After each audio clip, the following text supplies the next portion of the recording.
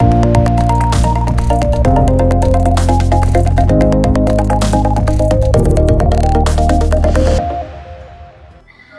Everyone, I hope you all are doing fine students. आज हमारे साथ में कनेक्टेड है हमारे एक student Rohit and he has recently qualified IIT JAM exam. So let's welcome him and let's know his journey, कैसी की थी प्रिपरेशन और आप लोग इनसे क्या क्या सीख सकते हो। Let's know it all. So first of all, hi Rohit, how are you doing? I am good ma'am. Okay, great. So first of all, a big congratulations to you on this great result for qualifying this great exam, एक बहुत ही difficult exam जिसको हम मानते हैं। So ये बहुत बड़ी बात है कि आपने इसको क्वालिफाई कर लिया है। Please tell me about your marks and your rank. Ma'am मेरा मार्क्स 61 था और rank 380। Okay. And I have given the examination in IIT JAM Biotechnology. Okay. Okay, great. So congratulations on that. And इसके अलावा और भी कुछ MSc entrance exams होते हैं, जैसे कि टीआईएफआर हमारा होके गया है, सीयूईटी भी अभी रिसेंटली हुई है, गैट भी होने वाला है। So do you have any plans कि आपने कोई अटेम्प्ट किया है या आप करने वाले हो गैट भी? मैं ऑलरेडी टीआईएफआर दे चुका हूं and I have qualified TIFR. I am already applying to institutes like NCPS and TIFR Hyderabad and TIFR Mumbai. Okay. And several licensors. जी। So that's wonderful कि you have qualified TIFR exam as well. Please tell me कि जो आपकी preparation की journey थी TIFR की और IIT exam की, क्या डिफरेंट था या क्या सेम था? क्या लगता है आपको कि आप एक प्रिपरेशन दोनों को टारगेट कर सकते हो या फिर आपको कुछ अलग प्रिपेयर करना पड़ेगा for TIFR and for IIT exam? TIFR kind of, उसका पहली बात तो सिलेबस हमें पता नहीं है जी। उसका syllabus is just solving the question paper, उससे ही पता चलता है कि क्या सिलेबस है क्या नहीं। वेयरएज आईआईटी जैम का होल सिलेबस हमें पता है, हमें और एक टॉपिक को कैसे टारगेट करना है, कैसे अप्रोच करना है, उसका आइडिया रहता है। TIFR is kind of logical, उसमें जो भी क्वेश्चंस रहते हैं पीएचडी और आईपीएचडी, इंटीग्रेटेड पीएचडी, दोनों के लिए सेम रहते हैं। तो क्वेश्चंस बहुत ही लॉजिकल रहते हैं, आंसर्स एज इफ क्वेश्चंस में ही है, आपको ढूंढ निकालना है, आपकी लॉजिकल थिंकिंग वो लोग टेस्ट करते हैं। जहाँ पे आईआईटी जैम आपने अपने बीएससी कोर्स में या बीटेक कोर्स में आपने जितना भी पढ़ा है बायोटेक के बारे में, उससे रिलेटेड क्लास 10 12th के physics, chemistry, mathematics, basically interdisciplinary subjects के बारे में वो लोग जानना चाहते हैं कि आप कितनी एक्सपर्टीज रखते हैं उसमें। Okay, great. So I think आपने एक इम्पोर्टेंट इंसाइट दिया है हम सभी को। एंड अगर हम बात करते हैं डिफिकल्टी लेवल की, तो which exam is more difficult और which is more easy according to you? मैं आपके हिसाब से जानना चाहती हूँ। फिलहाल इस बार तो मुझे टीआईएफआर ज्यादा डिफिकल्ट लगा। आईआईटी जैम उस हिसाब से, मतलब जैसा फ्रेम होता है उसके क्वेश्चंस, उस हिसाब से इस बार थोड़े इजी लगे मुझे। Cut off says it all. जी। यस, तो आई थिंक आईआईटी जैम का तो पेपर हम सबने जब देखा था तो हम सबका भी वही रिएक्शन था कि कट ऑफ इस बार हायर जाएगी, बिकॉज पेपर का लेवल बहुत ही इजी आया था। एंड हमने देखा भी है कट ऑफ हाईएस्ट गया है इस साल में। अब तक जितने कट ऑफ आए हैं, इस बार का सबसे कट ऑफ हमारा हाईएस्ट रहा है। And you have qualified it, so that's a big thing कि आपने क्वालिफाई भी कर ली है एग्जाम। सो फर्स्ट ऑफ ऑल, please tell me about your preparation journey. मैं शुरुआत करना चाहूंगी कि फिजिक्स, केमिस्ट्री, मैथ्स कितना इंपॉर्टेंस रखता है आईआईटी जैम बीटी एस्पिरेंट के लिए? Okay, so physics, chemistry, maths एक पार्ट तो है, मींस अगर आप उसको कर पाए that will be a good thing. अगर नहीं कर पाए that means you have to attempt all the biology questions. You must make sure कि आपके सारे बायो के क्वेश्चंस आप अटेम्प्ट करें इवन करेक्टली, क्योंकि ऑब्वियसली यहाँ तो फिजिक्स, केमिस्ट्री, मैथ्स के लिए कोई अलग से मार्क्स तो नहीं है कि आपको क्वालिफाइंग क्राइटेरिया पास करना है। आप नहीं भी करोगे तो चलेगा, but you should make sure कि आप सारे बायो के क्वेश्चंस जो आपको आते हैं वो करें। बट वहीं पे बात आती है कि आइडियली आप सारे बायो के क्वेश्चंस नहीं कर सकते, कहीं ना कहीं कॉन्सेप्ट्स छूट ही जाते हैं। तो वहीं पे आपको मेक श्योर करना पड़ेगा कि फिजिक्स, केमिस्ट्री, मैथ्स एटलीस्ट थोड़ा सा तो आप करके जाओ। ओके, एंड डिफिकल्टी लेवल क्या रहता है? क्योंकि बायोलॉजी के स्टूडेंट्स हैं, वो डरते हैं फिजिक्स को देख के वैसे। So what's the level of difficulty there? Difficulty level as if मैं बोलूंगा तो बीएससी लेवल वालों के लिए थोड़ा जस्टिस नहीं हो पाया, क्योंकि मैं खुद बीटेक वाला हूँ, तो मेरे क्लास 11th-12th में मैथ्स थी, तो मेरे लिए एज इफ उतना टफ नहीं था। हाँ, आपको थोड़ा तो पढ़ना पड़ेगा, मीन्स अ स्लाइट, थोड़ा कुछ रिवीजन तो करके जाना पड़ेगा। डरने से तो बात नहीं बनने वाली। ऑब्वियसली आपको अच्छी रैंक चाहिए तो आपको तो पढ़ना तो पड़ेगा ही। बिल्कुल बिल्कुल। सो आई थिंक ये एक बहुत बड़ी एंड बहुत इंपॉर्टेंट बात कही है आपने कि अगर आप पीसीएम नहीं पढ़ते तो बायोलॉजी आपको पूरा सॉल्व करना है, पर पॉसिबल नहीं होता कि बायोलॉजी आपको हर क्वेश्चन है, बिकॉज हर सवाल सॉल्व करने के लिए बना ही नहीं होता है। So for that it's very important for you कि आप कुछ सेफ टॉपिक्स, जो इजी टॉपिक्स, कम से कम उतना तक प्रिपेयर करके जाओ। पूरा मत पढ़ो, ठीक है, बट उतना अटेम्प्ट उतना पढ़ के जाओ कि आप एग्जाम को थोड़ा अटेम्प्ट कर सको। बिकॉज इस बार जो है हम जो मार्क्स देख रहे हैं जी, इसे मैं थोड़ा कुछ ऐड भी करना चाहूंगा जी। आईआईटी जैम में फिजिक्स, केमिस्ट्री, मैथ्स का मेन इसलिए रहता है क्योंकि बायोलॉजी एक अकेले में एक रिसर्च सब्जेक्ट खुद नहीं बन सकता। उसके लिए और भी इंटरडिसिप्लिनरी चीजें आती रहती है, जैसे बायोकेमिकल वो जब आ जाता है, बायोफिजिक्स जब आ जाता है, तब वो एक अच्छा सा रिसर्च सब्जेक्ट, एक रिसर्च टॉपिक बनता हुआ आजकल दिखता आ रहा है। तो उसके रिसर्च के लिए आईआईटी जैम टेस्ट करता है कि आप कितने अच्छे हो फिजिक्स, केमिस्ट्री, बायो में। यस, सो ये बहुत अच्छी बात बताई आपने, बिकॉज ऐसा नहीं है कि बहुत बच्चे बोलते हैं कि मैम हमारे साथ में नाइंसाफी हो रही है, हमको क्यों पढ़ना फिजिक्स, केमिस्ट्री, मैथ्स। तो स्टूडेंट्स, ये आपको ही काम आने वाला ही, आपकी ही एप्लीकेशन बेस्ड है। सो आपको जो पढ़ाया जाएगा, अगर आप पढ़ रहे हो केमिस्ट्री में स्पेक्ट्रोस्कोपी, वो आपको यहाँ पे भी पढ़ना है आगे जाके। सो इट्स नॉट लाइक कि आप पे कोई चीज एक्स्ट्रा डाली जा रही है, नहीं, आपको वो चीजें प्रिपेयर करनी है। और लेवल काफी बेसिक होकर 10+2 लेवल का आने वाला है फिजिक्स और मैथ्स, तो आई थिंक वो आप सारे कर लोगे। एंड टेल मी रोहित कि आपने कैसे टारगेट किया था पीसीएम को? लाइक आप शुरुआत से पढ़ते थे या आपका कोई फियर था इन चीजों को लेके? फिजिक्स, केमिस्ट्री, मैथ्स का उतना कुछ फियर नहीं था। हालांकि हाँ, केमिस्ट्री मुझसे उतना नहीं बनता है, बट केमिस्ट्री को मैंने एज इफ जो मेरा बेस्ट नहीं था उसको मैंने पहले टारगेट किया।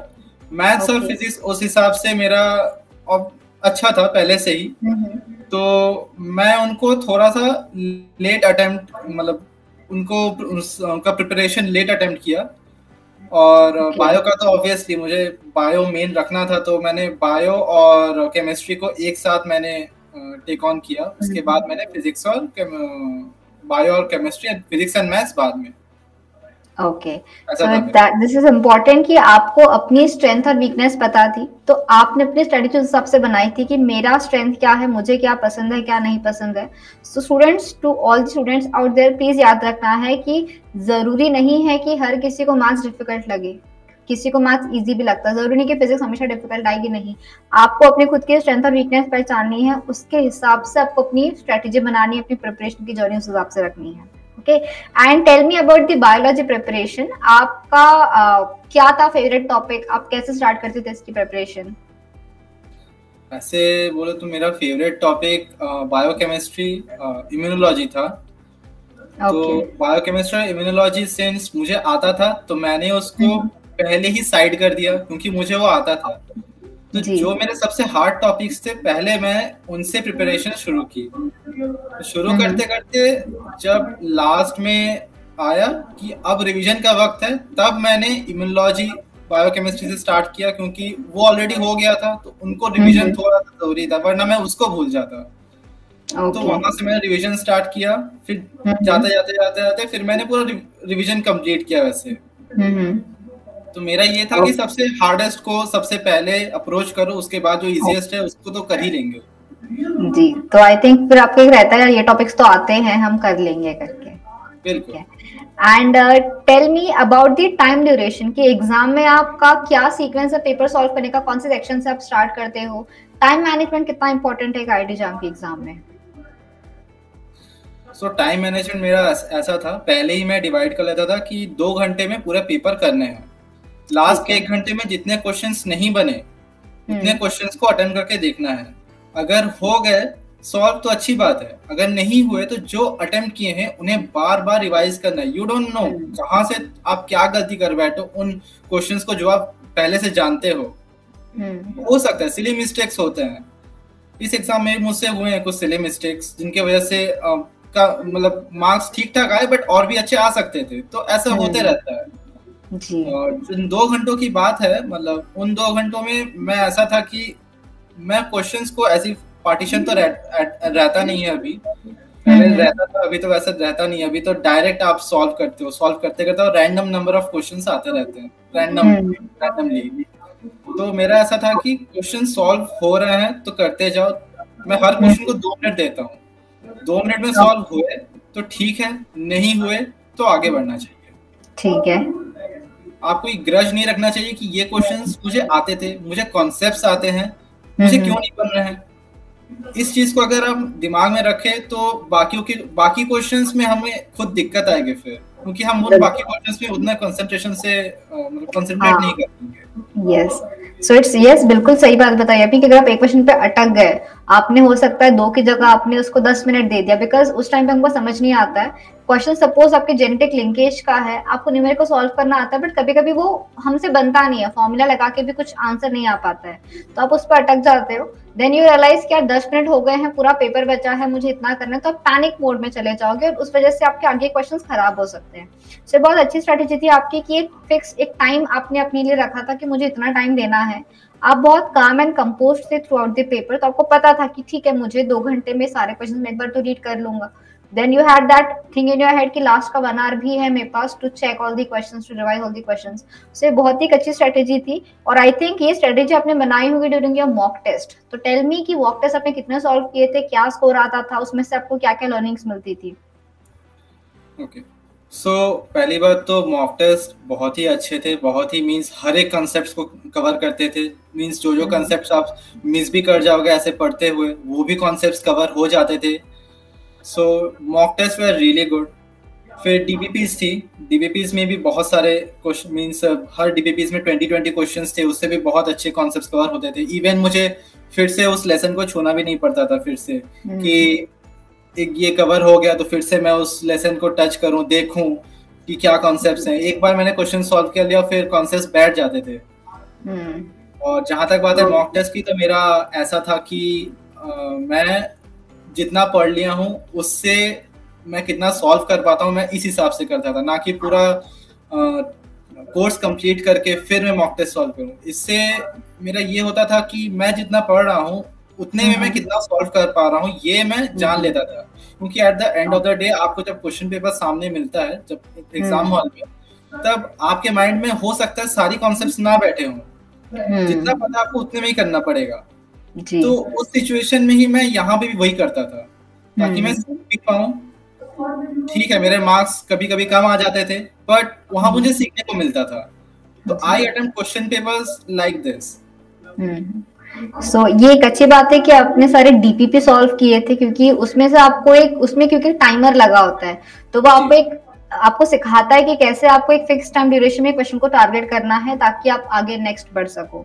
और हाँ, कुछ क्वेश्चंस हमारे बहुत छोटे भी होते हैं, लाइक जो 10-20 सेकंड्स में सॉल्व हो सकते हैं, बट जितनी ज्यादा प्रैक्टिस करते हो उतना ही आपको फाइनल एग्जाम्स में हेल्प मिलेगा। बिकॉज कॉन्सेप्चुअल लर्निंग एक अलग बात होती है, बट उसको अप्लाई करना, उसके क्वेश्चन सॉल्व करना, ये हमारे लिए बहुत इंपॉर्टेंट होता है IIT JAM के एग्जाम में। एंड MSQ की मैं बात करूं तो आप MSQ कैसे टारगेट करते हैं? बिकॉज बहुत बच्चों का डर होता है MSQ सही नहीं होते हैं, तो कुछ टिप आप उसके लिए बताना चाहोगे MSQ को कैसे टारगेट किया जाए? MSQ का ऐसा ही बोलूंगा कि MSQ इज लाइक 2 और 0। पहली बात तो ये, वहां पे नेगेटिव है नहीं है। तो आपको आए ना आए, आप अटेम्प्ट कीजिए उसको जी। पहली बात तो ये। दूसरी बात, अगर MCQ सही कैसे करना है, MSQ सही कैसे करना है, तो MSQ सही करना मतलब इट्स लाइक आपके कॉन्सेप्ट्स रियली स्ट्रांग होने चाहिए। ट्रू। उसके लिए आपको आपको MSQ प्रैक्टिस तो करना पड़ेगा अलग से। आप हर प्रीवियस ईयर के MSQ अलग से उठा के प्रैक्टिस कीजिए, तभी आपके कॉन्सेप्ट्स स्ट्रांग होंगे। आप अपने नोट्स रिवाइज करते रहिए, आपके कॉन्सेप्ट स्ट्रांग होंगे। मॉक टेस्ट दीजिए, कॉन्सेप्ट स्ट्रांग होंगे। MSQ इज लाइक वही है कि एटलीस्ट आपको एक मौका देता है कि आप 2 मार्क्स स्कोर कर सको, तो भी क्यों करना है MSQ को? अगर आपको लगता है कि आप वहां पे 2 मार्क्स स्कोर कर सकते हैं तो कीजिए, नेगेटिव तो है नहीं। ग्रेट। एंड टेल मी कि जब आप प्रिपरेशन करते थे तो आपका स्केड्यूल क्या हुआ करता था, और आप कितना टाइम देते थे सेल्फ लर्निंग को, क्लासेस को, प्रैक्टिस क्वेश्चंस को, आपका कॉलेज भी रहता है, so how used to do the time management thing? Okay, तो यहाँ पे मैं बताना चाहता हूँ कि मैं ऑलरेडी पास आउट हूँ, बीटेक पास आउट हूँ। मैंने 1 साल डेडिकेटेड कॉम्पिटिटिव को दिया है पूरा। ओके। और यहाँ पे मैं एक ही चीज बोलना चाहूंगा कि मैं वही 8 घंटे सोना, 8 घंटे मौज और 8 घंटे पढ़ाई, मेरे लिए ये एनफ था। क्योंकि और कोई कोर्स तो है नहीं कि मुझे कवर करना है, तो इतना प्रिपरेशन आई थिंक एनफ होता है अगर एक ड्रॉप आउट के लिए। एंड जहां तक बात हो कितना टाइम में पढ़ता था, हार्डली 8 आवर्स ज्यादा था। और क्लासेस के लिए मैं बोलूँगा कि मेरी सेल्फ स्टडी थी वहाँ पे। यहाँ पे मैंने बस क्वेश्चन मॉक टेस्ट सीरीज लेते, मैंने सुना था कि आईएफएस का मॉक टेस्ट सीरीज बहुत अच्छा है, तो मैंने आईएफएस का मॉक टेस्ट सीरीज लिया था। तो मैं उसको रेगुलरली अटेम्प्ट करता था ताकि मैं फ्लो में रहूं। और वही 5 से 6 घंटे ऑन रेगुलर ऐसा पढ़ना चाहिए, क्योंकि बात यह है कि आपको कभी अपने पढ़ाई से डिस्कनेक्ट नहीं होना है। यस, एट लीस्ट हर रोज 3 घंटे आप पढ़िए, कनेक्टेड रहिए अपने बुक से, बिकॉज वो 3 घंटे भी आप अगर यूटिलाइज करो, that means a lot to preparation. बिल्कुल। तो आई थिंक कंसिस्टेंसी बहुत जरूरी है। डेली कोई टॉपिक प्रिपेयर कर रहे हो, कंसिस्टेंटली अगर प्रिपेयर करोगे, अगर एक बार लिंक टूट गया तो फिर वो पिक करने को टाइम लग जाता है, कभी 2-3 दिन वेस्ट कर दोगे। तो कंसिस्टेंसी आप जितना मेंटेन करोगे उतना आपको बिल्कुल हेल्प करेगा। एंड टेल मी रोहित, आपका रिजल्ट को देखकर रिएक्शन क्या था? आपके घर वालों का रिएक्शन क्या था? वर यू एक्सपेक्टिंग मोर और यू एक्सपेक्टिंग लेस? आपके एक्सपेक्टेशंस क्या थे, रिएक्शन क्या था फैमिली का? पहली बात तो जब आंसर की आया था तभी कैलकुलेट करके रिएक्शन ऐसा था कि और स्कोर कर सकता था मैं, क्योंकि मुझे मैं देख ही रहा था कि सिली मिस्टेक्स हुए हैं। मेरा एक्सपेक्टेशन था 70, एटलीस्ट 70 तो आना चाहिए इस पेपर में, ऐसा था। फिर कट ऑफ देखा तो कट ऑफ बहुत हाई गया था इस बार, तो वो तो एक आउट ऑफ एक्सपेक्टेशन था कि इतना हाई कैसे चला गया कट ऑफ। 40+ हम भी एक्सपेक्ट नहीं करते थे, पर इस बार का देख के हमें भी लगता 42-43 तो जाएगा, बट 44 के आसपास कुछ आया था। जी। तो फिर जब रिजल्ट आया तो घर वाले बोले कोई बात नहीं, अच्छा हुआ है रिजल्ट, इतना भी बुरा नहीं है, बहुत अच्छा रिजल्ट है। यस, आई थिंक आपके पास टीएफआर का भी रिजल्ट है, आपके पास आईटी जैम का रिजल्ट है। डेफिनेटली आपका जो भी एम है, सो जो भी आप चाहते हो लाइफ में वहां तक तो आप पहुंच ही जाओगे। Can you tell us about it? आपका गोल क्या है, आपका एम क्या है, आपको क्या बनना है आगे जाके? मेरा गोल है रिसर्च करना basically. On the short term goal मुझे एक इंटीग्रेटेड पीएचडी डिग्री करना है, और वहां से फिर पीएचडी करके I want to post doc research, उसके बाद एकेडमिया रिसर्च में मुझे जाना है। Okay, great. So I think definitely you will achieve everything what you have wished for. कोई लास्ट मैसेज आप देना चाहोगे आपके जो भी न्यू जूनियर्स है, जो हमारे नए एस्पिरेंट्स है, जो टारगेट करने वाले हैं ये सारे एग्जाम्स को इन द नेक्स्ट ईयर, उनके लिए कोई मैसेज आपकी तरफ से? कैसे प्रिपरेशन स्टार्ट करें, कोई टिप आपकी तरफ से? सबका प्रिपरेशन स्ट्रेटेजी ऑब्वियसली अलग होता है, बट मैं एक चीज बोलना चाहूंगा जो सबके लिए सेम होगा, एक भी दिन खाली मत जाने दीजिए। एक भी दिन खाली मत जाने दीजिए। एटलीस्ट अगर हो सके तो एटलीस्ट 1 आवर और 2 आवर्स दीजिए अपने सब्जेक्ट्स को, और जो सबसे आपको हार्डेस्ट लगता है उसको पहले अप्रोच कर लीजिए, क्योंकि अगर वो स्कोरिंग हुआ ज्यादा तो वो आपको बहुत ऊंचाई तक ले जाएगा जी। और लास्ट के 1 मंथ स्ट्रेटेजी के लिए बोलना चाहूंगा कि वहां पे तो आप एक भी दिन मिस ही मत कीजिए, मॉक टेस्ट दीजिए, क्वेश्चन सॉल्व करते रहिए, और जितना हो सके अपने कॉन्सेप्ट्स को रिवाइज कीजिए। जी, okay, great. So thank you so much for this beautiful tips कि बिल्कुल स्टूडेंट्स, इट्स वेरी इंपॉर्टेंट, कोई टॉपिक को छोड़ो मत। डिफिकल्ट वाले बहुत बच्चे बायोकेमिस्ट्री को डिफिकल्ट है सोच के आगे बढ़ाते हैं, उसके बिना आपका कोई टॉपिक क्लियर नहीं हो सकता। तो सबको टारगेट करते हुए चलना है। कंसिस्टेंसी बहुत इंपॉर्टेंट है, और लास्ट मंथ में जैसे बताया गया है रिविजन और प्रैक्टिस क्वेश्चंस, ये 2 बहुत इंपॉर्टेंट है। तब जाके आप एग्जाम में जो टारगेट था रोहित का कि 2 घंटे में पूरा पेपर एक बार मुझे देख लेना है, ये आपका कॉन्फिडेंस तब आ पाएगा जब आप लोग ने बहुत सारी मॉक टेस्ट सॉल्व की, बहुत सारी डीपीपी सॉल्व की होगी, बिकॉज देन यू नो कि कैसे आपको क्वेश्चन को जल्दी से रीड करके समझ के उसको सॉल्व करना है। थ्योरेटिकल नॉलेज एक अलग चीज होती है, बट उसको जब आपको अप्लाई करना होगा एमसीक्यू क्वेश्चन में, वो थोड़ा सा अलग रहता है। So thank you so much, Rohit, for joining, and I wish you all the very best from the entire team of IFS. And I really hope कि आप जो भी wish कर रहे हो आप वो सारा achieve कर लो. Thank you so much, ma'am. Okay. And to all the aspirants out there, students, keep studying. और आपके कोई doubt, कोई query है, to do put it in the comment box. Have a great day and very happy learning to all.